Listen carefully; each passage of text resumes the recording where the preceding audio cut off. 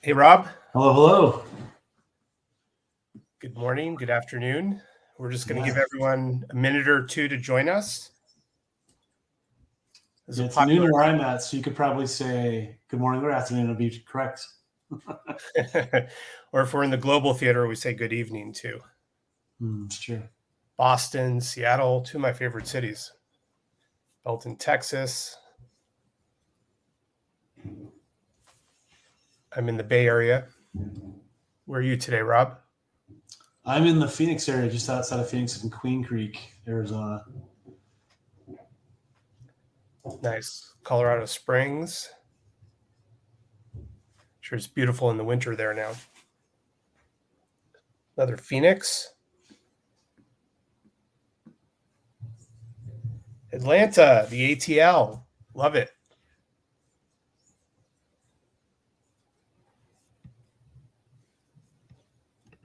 All right, we're going to kick off here.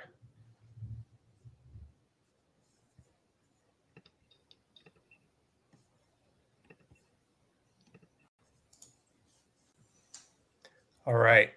Can everyone see my screen? I'll take that as a yes. Yeah. Welcome, everyone. Happy New Year, January 11th. This is our first webinar of the year. I'm Joe Andrews, the CMO of SupportLogic, and I welcome everyone today. I'm joined by my esteemed colleague, Rob Hartwick, our solution architect. Welcome, Rob. Hello, hello. Thanks for joining us. This is a popular topic as companies are in the midst of planning and entering the new year, thinking about how to improve support operations efficiency and how to improve the customer experience. This is a topic that keeps coming up again and again. And I've talked with many, many companies about this topic of case assignment. And Rob, you are the real expert. You must be in the thousands now, something like that. Yeah, for sure. I've been doing this for a long time, and a lot of support cases, even from the ground up. Doing support back in the day. I worked at GoDaddy for a while and did support cases there, and been in the support world for quite a while. Till now, I'm more of like architecting the support orgs and integrating, bigger companies now. So now I'm helping other big companies with their support orgs and getting them more efficient now. So it's fun to be on the other end of it now to make that more efficient for companies. Yeah, I did a short stint as a support business analyst many years ago for a very large technology company, and now I talk mostly to companies who are going through this transformation. But Rob, you're the real expert, and it's awesome to have you on. So the topic we're talking about is case assignment, or in some industries, it's referred to as routing, and how to improve that efficiency, both from an operational standpoint and also from a customer experience standpoint. First, I want everyone to think about actually, before we get started, just a couple of housekeeping items. You'll notice in the console, there's a chat. You can continue to engage with us that way. There's a Q&A tab. So when you have a question, just put it there. We will get to it throughout the course of today's session. And then there are also some documents, some resources, which we'll refer to a little later on that you can access at any time. And don't forget gifts for gifts. Yes, we will. As an incentive to stay here in the moment, we are going to show some gifts that we will ask when you see one appear. Enter what it is into the chat, and the first person will win a gift card. So stay tuned for that. That'll be fun.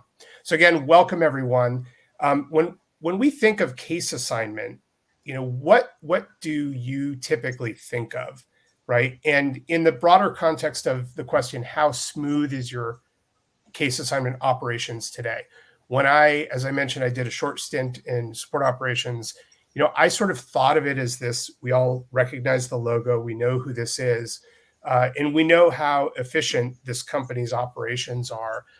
In terms of, you get a package, it comes in, it just automatically goes to the right place.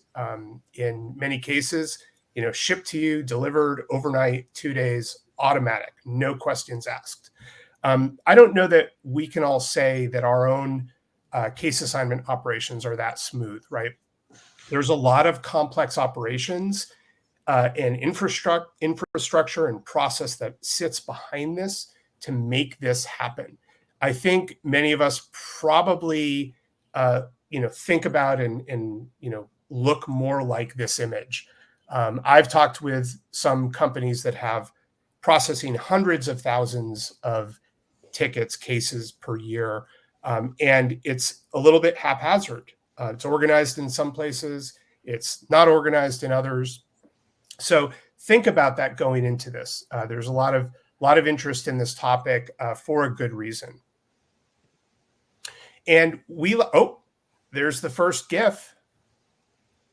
Who can enter that? Got a couple comments here. There we go. Zoolander. All right. Looks like Peter has it. Zooinder? Yeah, I get that. Yes, that. Does that count? We'll let Regina make the call on that one. Yeah. Blue Steel. All right. All right. That's so there are a few more coming up, so stay tuned. You still have a chance to win. So why is case assignment so important to get right? We really see it as the first step in the support experience. And I like to use this heart and brain analogy. You think of the heart. It's a production engine. It's pumping your blood. And in the case of case assignment for the support operations, it really is the lifeblood of your support operations. It's distributing cases through the system. And in order to program it and to deliver it and execute it correctly, you need the other side of it, which is the brain, right? And in most organizations, that's a support manager, supervisor, leader, someone who has the logic, has the experience to know how to assign and handle a case. Who do I send it to? Who is the best person to address the customer need and deliver a great experience? The challenge, right, is when these two get disconnected. And a lot of companies that we talk with are experiencing that. And that's why we're here today. But it's at the end of the day, it's really critical to focus on when we look at all of the tasks for support operations that companies are focused on. This is one of the most important. It's the primary one to deliver that great experience. So let's dive into this a little bit more. These are typical methods that companies use to handle the assignments. I want to call your attention to the poll. We're going to have our first poll to ask, how are you doing this today? I believe you can select more than one answer.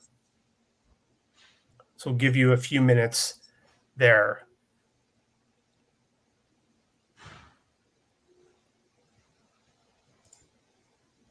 Rob, what do you see most?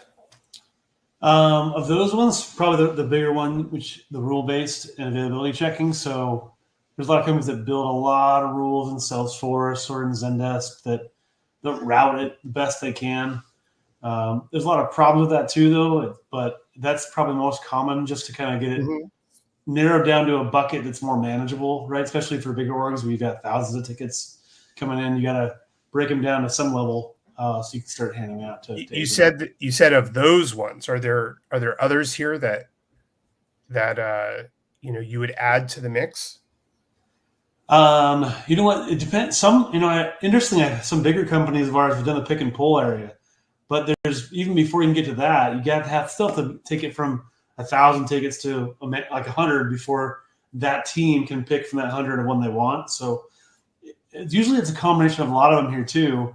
Metadata, it can be tough because if it's an email, you usually don't have the data you need to really make the assignment. Like if it's a form, they can pick down the drop down and pick from the 4 products you have or 20 products you have. So at least you have that one like filter that's pretty accurate.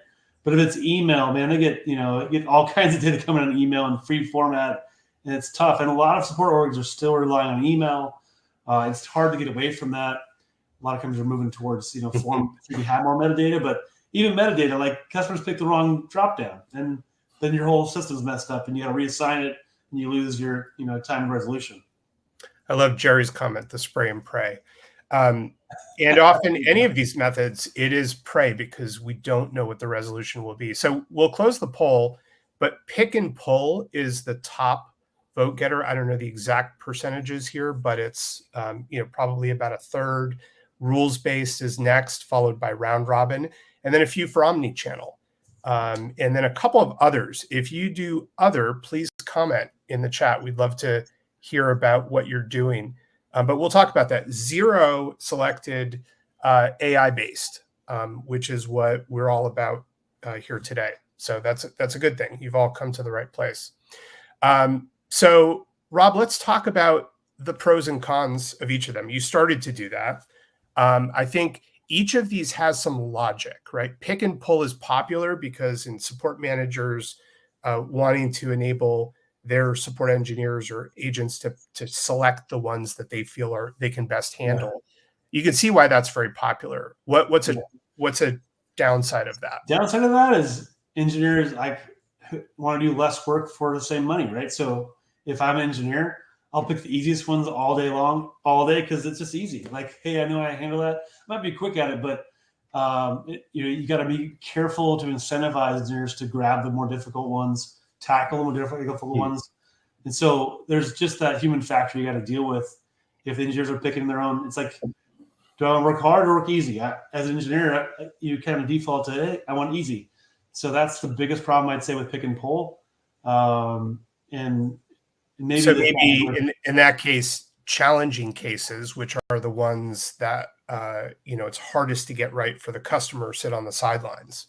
Yeah, and if you incentivize by volume, then engineers like, hey, I can bang out 10 of these real quick and I'll look good. Like I'll get a bonus for spiff. So there's incentives that might be the wrong way for pick and pull, where it might not be volume. Maybe you get more points for difficult categories or something like that. So as far as like the nature of having engineers pick their work of its own can be a challenge of its own. Let's talk about the second most popular among this group, the rules-based and availability checking. That seems logical. You set up and write rules in a script or through drop-down menus, and then you follow that routing so it can be more of an automated process. What's good, what's bad? I thought that'd be the most popular. I was surprised that pick and pull was more popular in this poll. Usually I see some version of rule-based that works well, and usually it's some form they filled out or something that was in there, and you have to build a pretty complex model for that. For Salesforce is probably what we work with a lot of, their Service Cloud, and so the rules in there are pretty complex to build it, and you have to have a Salesforce admin, which are in high demand. They've got a backlog of things to work on, and they don't like to update production unless it's like really vetted and it's like once a month. So if you want to change your routing, well, you might have to wait till a month out till they can change production.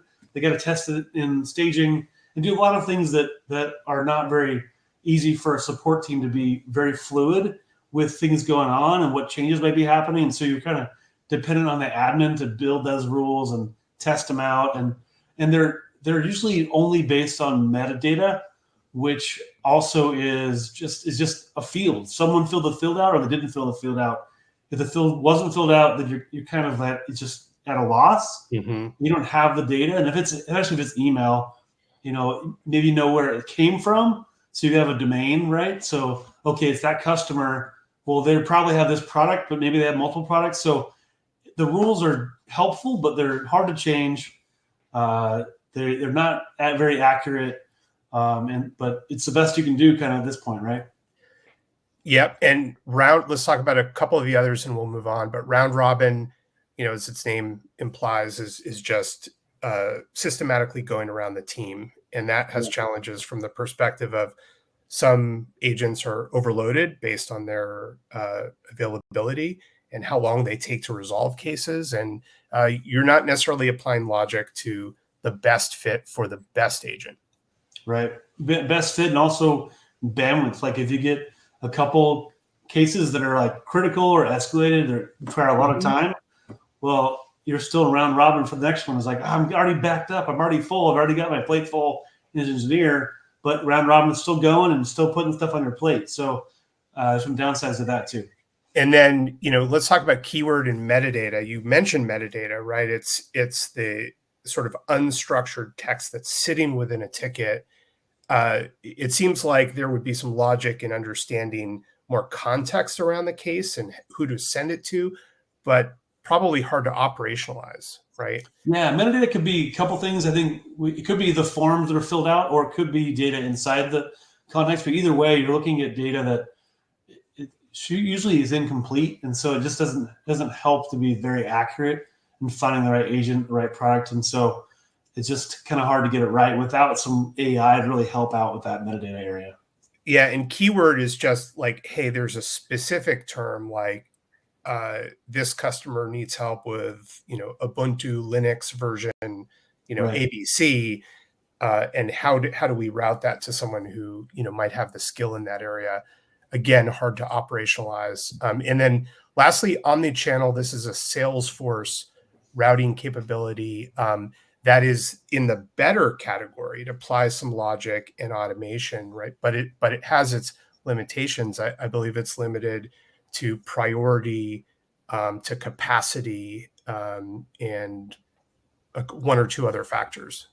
Yeah, it does a decent job for what it is, but there's just a lot better ways to do it, just especially with the last several years of AI and generative AI and all these things that we can leverage.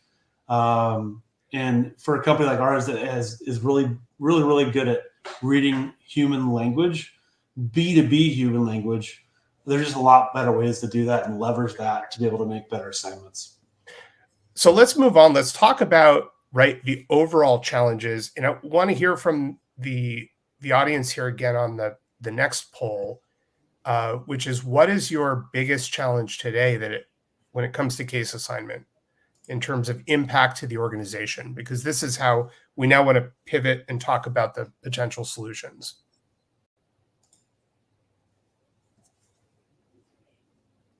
Yeah, I think we have too much manual effort, too much case backlog, not matching cases to the best agent, poor CSAT, obviously big impact. Yeah.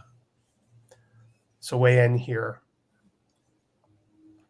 I would say in general, right, some of the challenges with any of these methods is just the manual requirement, right? There's a bar where you need to manually tune, and this requires a very skilled person or people.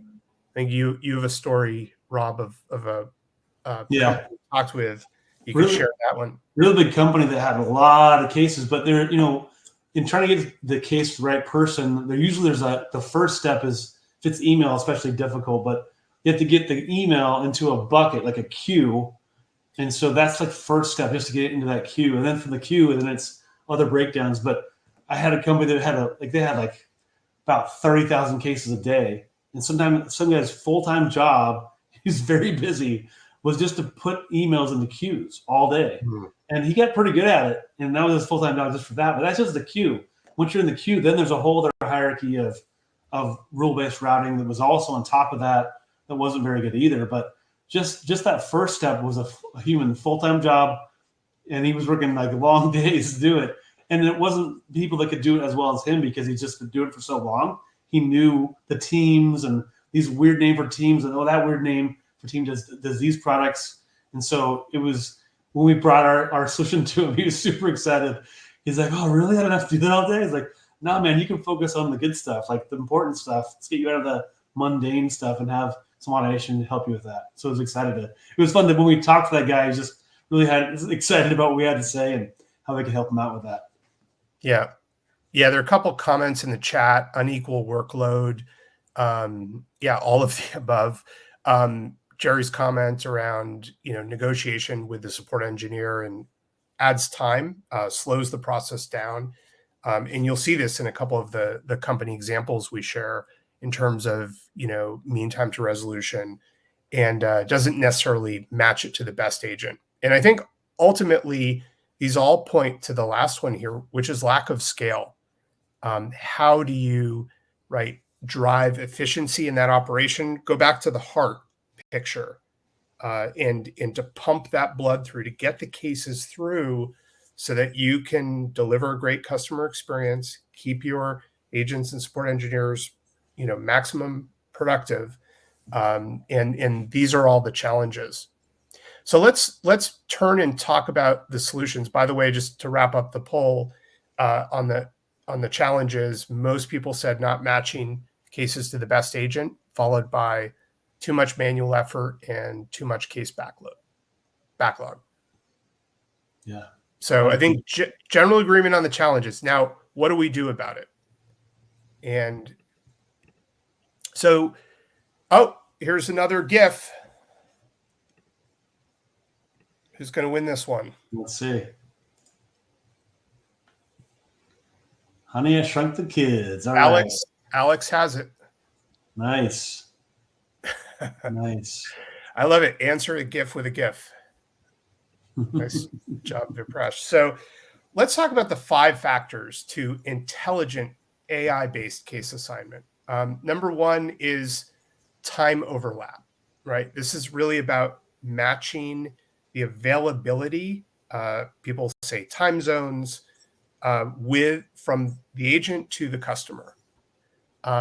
Number 2 is a skills match. Now, skills match can mean different things to different people, but what are the hard technical skills that agents bring to the table that we can make sure we're recognizing and considering which cases to assign to them? Company experience is around I've, as an agent, have worked with this specific customer before. So I know the ins and outs. There's context, not only in this one ticket, but in the life of our relationship that can be helpful to resolving this issue. May play to the people too. Case complexity, how much detailed data, how much back and forth is there? What is the exact technical nature of the problem?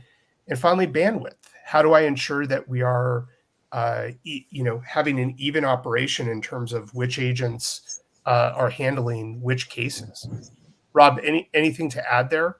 There's a lot to add to all those because I know like all the math and the ML behind those. So there's a lot. We spent a lot of time on this. We really wanted to focus on just looking at case assignment from a different perspective, leveraging AI and ML. So each one of these, there's a lot of time in the ML behind each one of them to really like find the best match in all those areas. And trying to think of it as a human, even the best manager over maybe 20 agents would still have trouble looking at all of those. Like if I knew my team really well, I'd still have trouble with the overlap. There's a schedule. I got to find a calendar. I got to find a spreadsheet. Who's working what day? Like skills, keeping up with the skills. So we spent a lot of time figuring out rethinking that whole idea of case assignment and how we can leverage AI ML to really make it smooth and use all these different factors to just make it quick. It's great.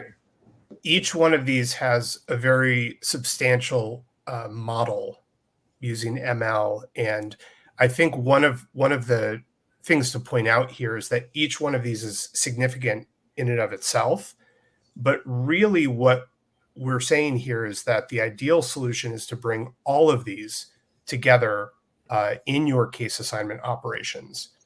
And ideally, you bring it together as a multi-factor solution. You combine these and you have different modes of delivering that, which I'll let you talk about, Rob. And then you have the ability to customize it to improve your performance over time. Yeah, exactly. For time overlap, we spent a lot of time working on building the matching time zones and inferring some too. So the customer, if they're opening tickets regularly, we generally know when they're usually active, right? So we're inferring that, and that helps a ton, especially with, we're all global support now with the internet, right? So it's all times of the day. And oftentimes the default logic is like, well, it's a US-based customer, so we should respond in the US. Well, I always pose this question, well, what if it's midnight? Well, is he supposed to wait till the US team? Because the rule-based routing would say, okay, yeah, well, the US team will handle that in the morning. It's midnight, though, so shouldn't the global team help out? And so that's why you want to like bridge those gaps and take out some of those things that can slow things up and speed it up. Maybe there's an overseas team that's ready to go at midnight, has nothing to do. Well, time overlap is huge, and we should remove those rules that are making it slower. Have some automated checks on. I'm going to look through 100 agents, and whoever's available right now, I'm going to give the case to him because it's midnight where he's at, but not midnight where in India, right? So that Rob, you're describing a scenario where there's complexity in the mix of factors, and how do you mix those factors together to deliver the optimal result?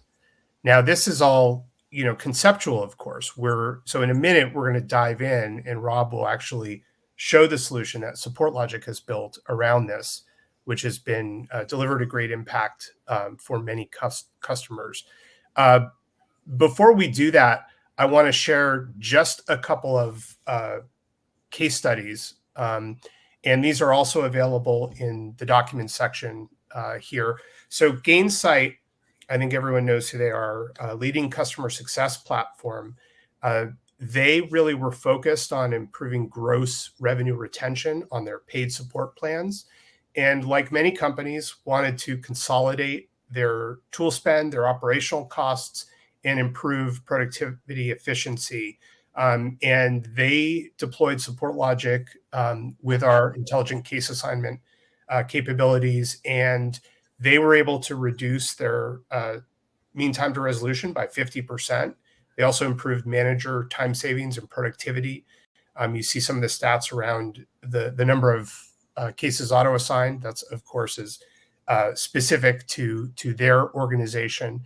But they were really able to improve the overall processes, which ultimately leads to improvements in customer experience. So this is a great case study that SupportLogic is proud to have. Coveo, they're an AI-powered relevance platform that does search recommendations and digital personalization solutions. And they have self-service support, and they also have assisted support. And within their assisted support, they wanted to ensure that they had the right case assignment to improve time to resolution and decrease customer escalations. Escalations, as I think everyone knows on the call here, are both costly operationally and also lead to a poor customer experience. So using SupportLogic intelligent case assignment, they were able to reduce their mean time to resolution by over 50%. They also reduced escalations by over 50%. And an important KPI for them was same-day resolution rates, which they were able to improve by 31%. And that has a strong impact on the customer experience as well for their organization. So again, you can read that full case study in the link here. So we're going to get into our demo here in a second. I just want to, we have our next GIF. We should see everyone. Easy, right? Yeah, we should see everyone weighing in on this. Wizard of Oz, classic. Yep. All right. Looks all like, right. We're all at the same time, but yeah, it looks like Wendy got the first one. Looks like. Nice. So, quick introduction on the SupportLogic. The GIF isn't disappearing, but SupportLogic is an all-in-one support experience platform. We've talked a lot about the benefits of support operations to your support experience and how you deliver that to end customers. So SupportLogic has a platform focused on support experience. And a lot of what we're talking about here today is in the center column around core support operations efficiency. Intelligent case assignment is one of those areas, and that's what we're going to drill into. And it looks like there's a mix of SupportLogic customers and also companies that are exploring SupportLogic as a potential solution on the call. So we didn't want to dive into the solution without giving you the broad picture first. In addition to focusing on core support operations, SupportLogic also focuses on agent productivity on the left side. And this is really how we help to improve response in terms of accuracy and efficiency and improving the use of agents' time, as well as helping to skill them up.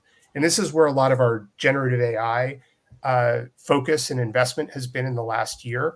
And next month, our webinar is going to focus on this side of the house in terms of our solution. So stay tuned for that. And then on the right side, we are focused on quality monitoring and coaching with our Elevate SX solution. And this is about being able to monitor and ensure quality on 100% of cases and be able to coach agents, again, skilling them up through custom rubrics and being able to improve ultimately customer satisfaction and lowering their effort overall. And this is all built on our SupportLogic AI platform. And we're going to dive into this here in a second. I just want to mention, again, the benefits of investing in support experience really accrue company-wide. We're talking a lot about this left side area, improving the quality of your support operations, which has a direct customer impact. But the other side of really mining the customer signals that are buried in those support interactions, are you're able to improve things on the right side, right? Which is you're able to improve product delivery and quality upstream. You're able to improve overall business efficiency and able to deliver those hard financial metrics, in terms of operational and hard costs, and improving customer retention, which has a top line benefit to the company that everyone loves. So this is the breadth of what we're talking about here today. Now let's dive into the intelligent case assignment. So Rob, we'll let you take it away. All right. My present button is not available. I don't know if you can help me, Regina, with that.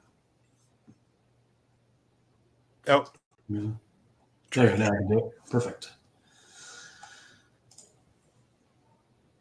All right. So here is our demo environment. So just this is the console page where you could see the cases coming in, where you find the sentiment. Part of our case assignment is built on the sentiment we find. So we find negative sentiments where customers are in their own voice, in their own word, are saying certain things, and that helps us with this case assignment too, to kind of know what agents to pick. There's an example here I wanted to show you. So if this case was a case that is unassigned, on the left here, we'd have it's assigned to the product queue. So usually in your CRM, you get it to a queue already for a certain product for some level. It could be a big general queue or it could be a small queue, whatever it might be.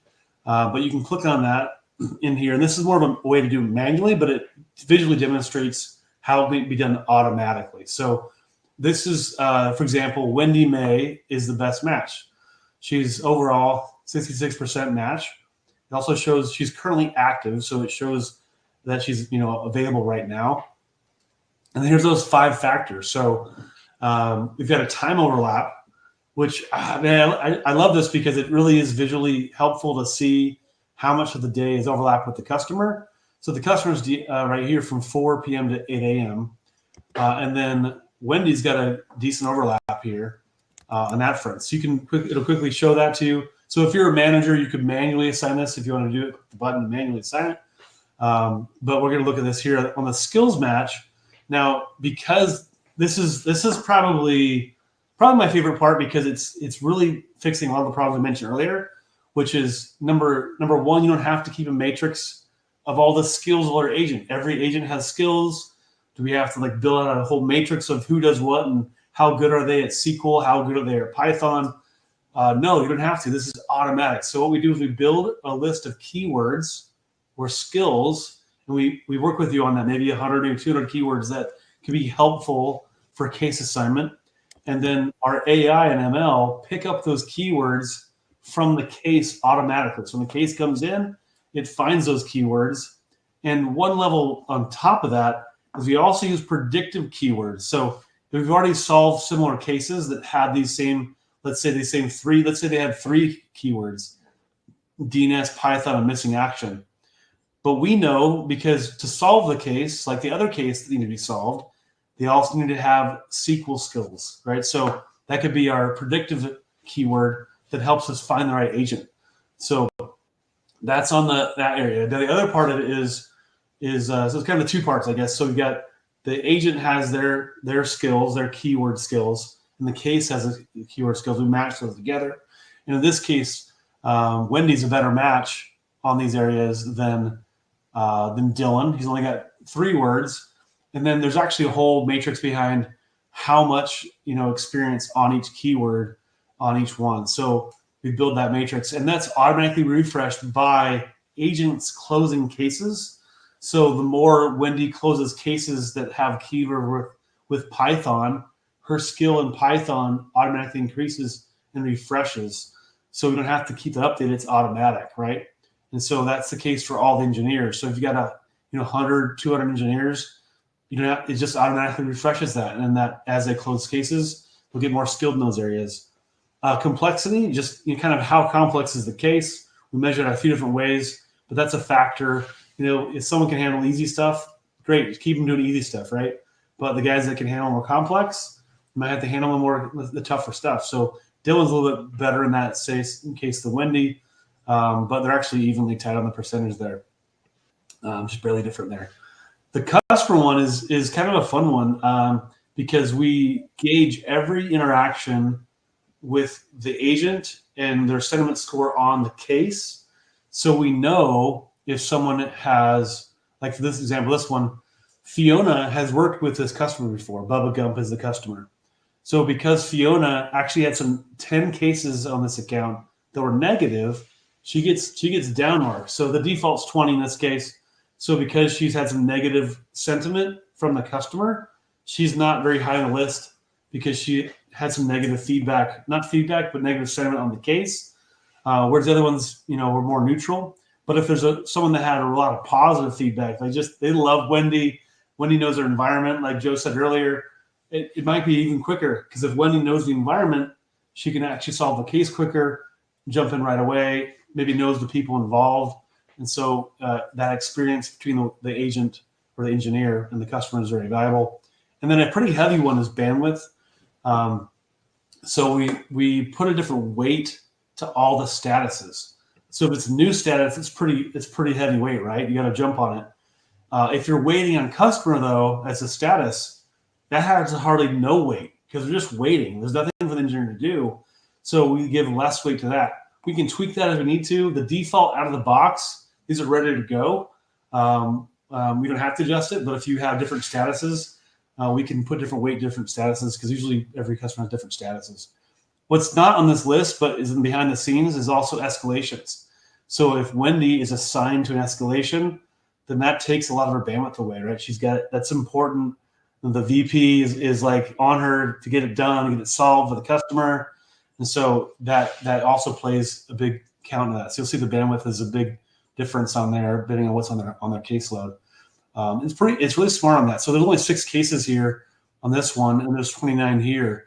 But based on what the statuses are, that makes a big play there. So that's the main 5 areas there that we review to make sure that we're finding the best match.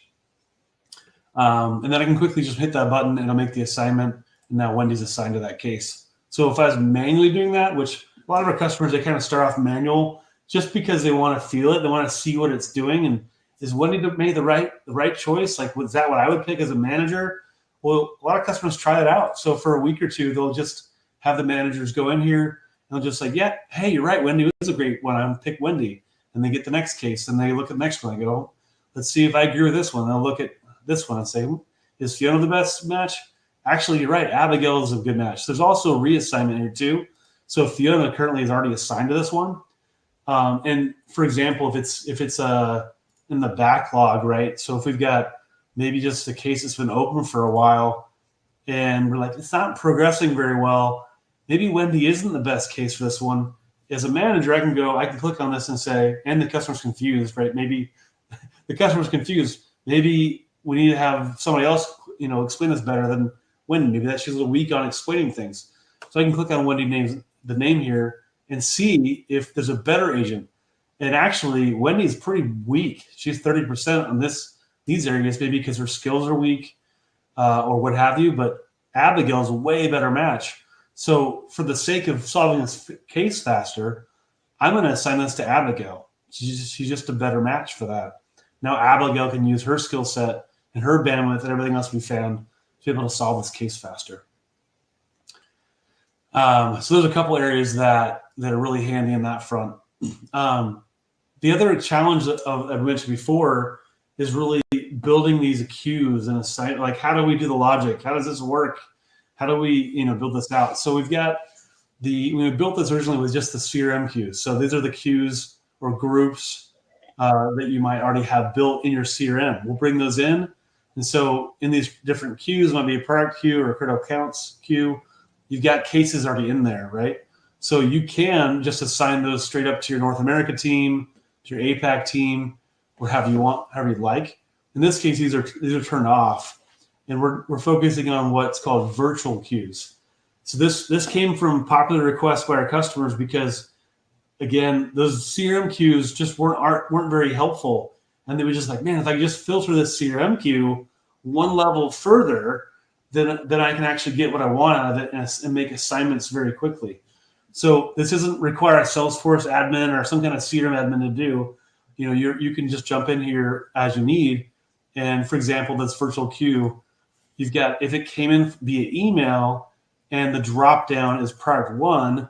So this is more of what we call metadata, the data that's part of the case that's already built in, right? So the customer picked the product in the normal priority and the high, and we're going to assign it to the APAC team. These ones a little better. So this product 1 queue that I created a virtual queue. So it's kind of a piggyback off the CRM queue. So CRM queue is this one up top here, right? So if it comes in as a CRM queue and it's North America region, so that's already picked and they're in product 1, then it's assigned to these people. So these are the people it's going to pick from. It's going to look at all of them. So 5 of them North America, and a couple other ones too, in order to find the best match of all those criteria on another page for that queue.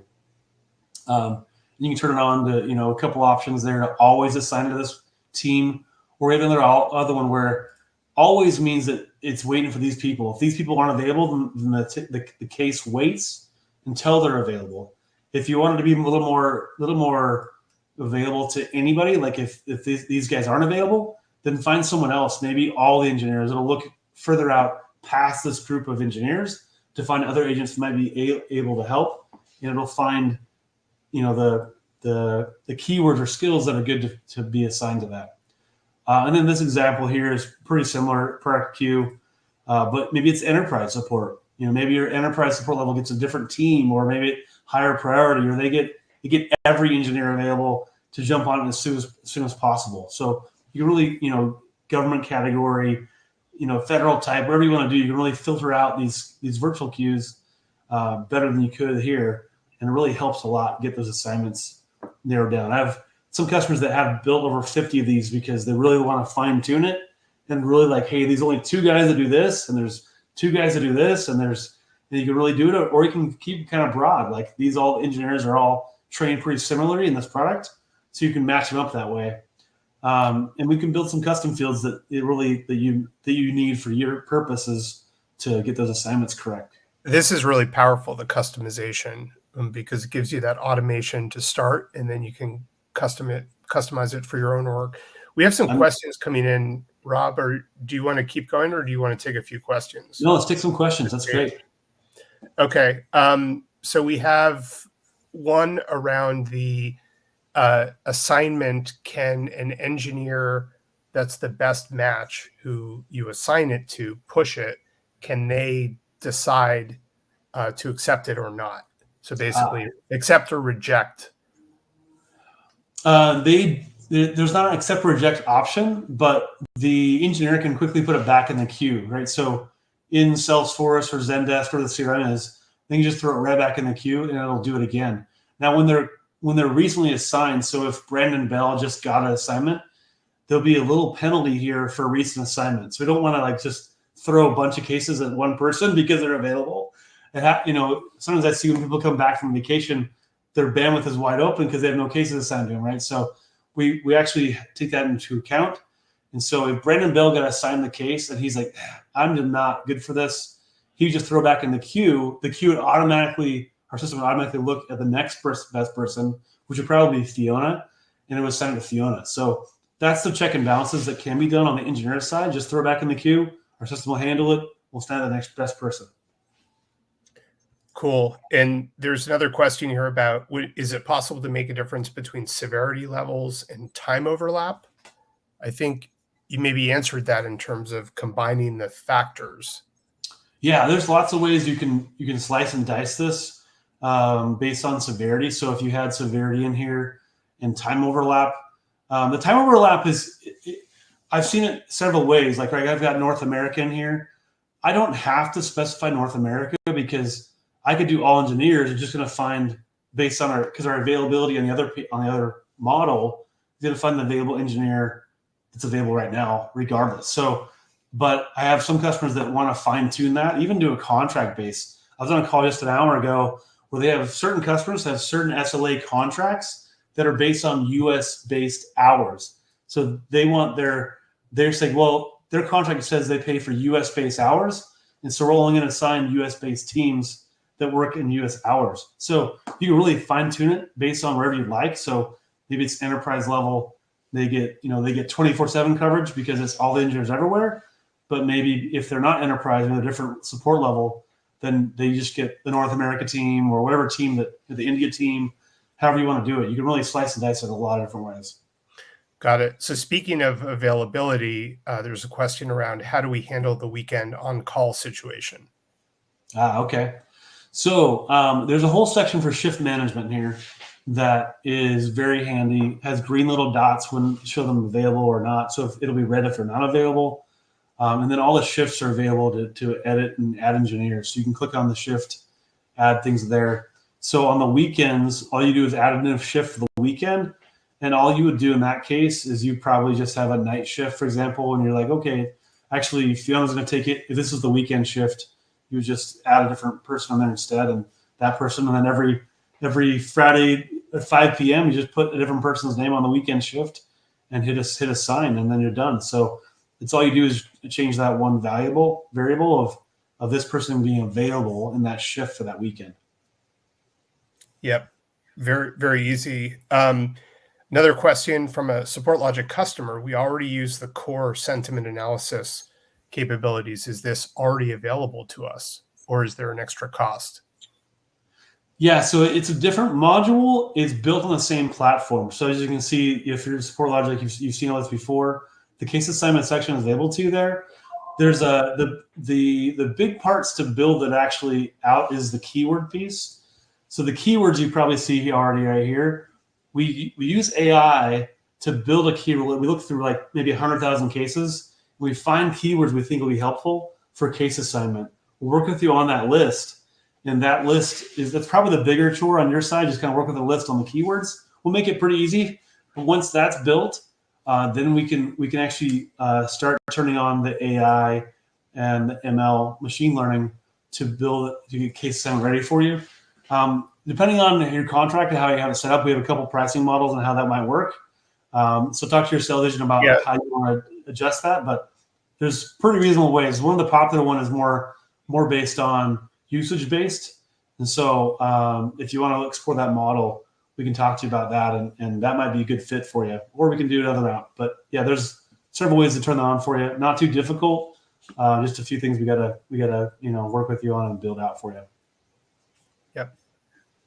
Cool. A few more questions. One around complexity. Can we distribute it across the engineers? So basically the best match versus distributing it or wanting to distribute it evenly instead of concentrating the cases. So it sounds almost like a round robin question. I don't really get it, but thoughts on that? Yeah. So we've actually, because we've built this, we built it to be more flexible based on bandwidth. We've had some customers that want to add a little more rules to this. So one of the rules we're going to do is more of a, okay, yeah, I know we want bandwidth to just, because our default is this, we want the queue to be 0 at all times. We want every case assigned at all times. Push them all out to engineers, get them assigned so there's no way they can be solved if they're not assigned, right? So that's our general rule. We found some customers that still want to have like a cap. Like, well, I understand that, but I don't want Brandon to have more than 20 cases ever, right? So we're adding a few things that customers are asking for, and that's an example that might play in the fact where maybe complexity could be a bigger factor, and so the complexity actually already does that. And I think the bandwidth, there's a lot of ways we do it, so we can tweak it. Again, I think some of those statuses we tweak too. So usually what we can do is we can adjust the statuses or a maximum amount per customer and adjust it based on what you need. One thing I've learned from looking at a lot of these case assignments is every customer does it very different and they want it very different. And so we have been very flexible on our end to make adjustments to fit their needs and what they're, how they want to handle it. So definitely willing to talk to you about what you need. And I think we probably already have a way to make that work, but we'll talk to you. If we can't, we'll talk to you what it'll take to get it done. Yep. I love the enthusiasm here. We have a lot of questions coming in and so we're going a little over, which is great. We have time for a couple more. So how does SupportLogic make the assignments back to the CRM? Yeah, so just a quick API call. It pushes it instantly. So as soon as I click on the assign button, it puts an API call, instantly sends it out to Salesforce, Zendesk, what have you, and it's assigned to that person. So real quick. So it's a quick one-way API call based off the API credentials we have to the CRM. Got it. And then how about the timing, speed of the case assignments? How fast are the case assignments done? Great question. So we generally sync all of your CRM data every 5 minutes. We grab it, we process it for sentiment, what have you. That takes another about 5 minutes on average. And so we try to say it would always be less than 15 minutes for assignment. And we're probably averaging closer to like 6 minutes for assignment on that sense. So pretty quick, not like lightning quick. We have a handful of ways we want to do to be able to do that faster.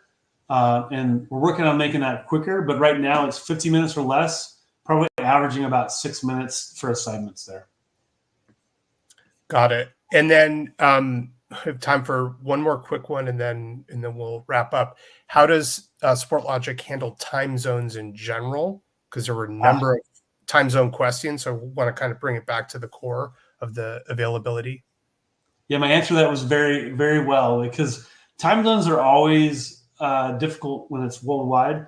So we've tackled it lots of ways to make it easier for you. Number one is the shift page itself has your ability to pick the own time zone. So even though it's defaulting my time zone of Phoenix, I can pick another time zone quickly to see the whole shift, different time zone. And then all the engineers are based on, like, you're looking at the time zone picked here.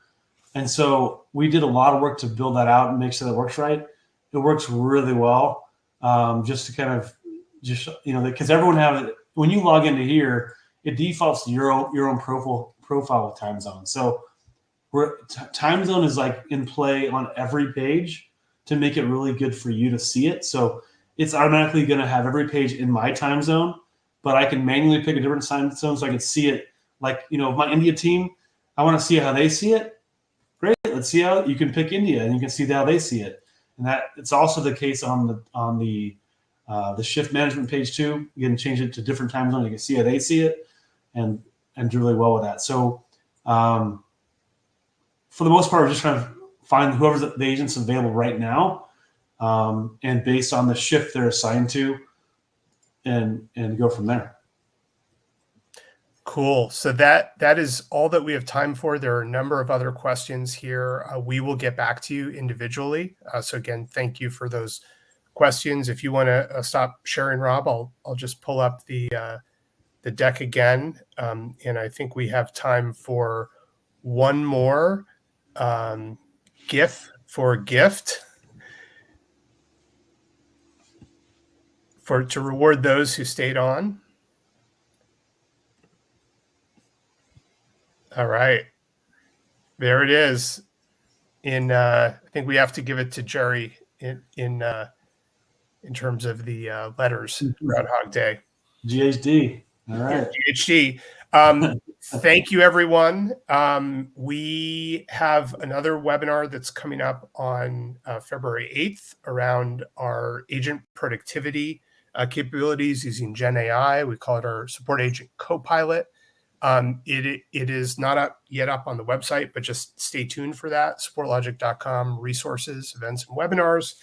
Again, Joe Andrews signing off. Rob, thank you very much for joining us today. Love your expertise. You bring a lot of richness from all of your great conversations, and appreciate you sharing your insights. And thanks everyone for joining us today. Thanks, everybody. All right, take care. Take care. Bye. Bye.